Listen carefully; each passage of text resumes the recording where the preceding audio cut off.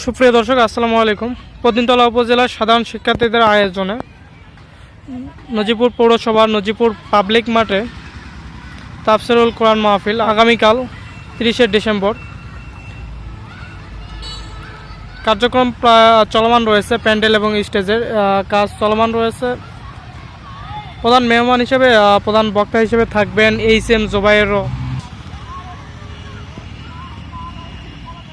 কার্যক্রম আজকে পুরোদমে চলতেছে, কালকে দুপুরের মধ্যেই কার্যক্রম সম্পন্ন করা হবে।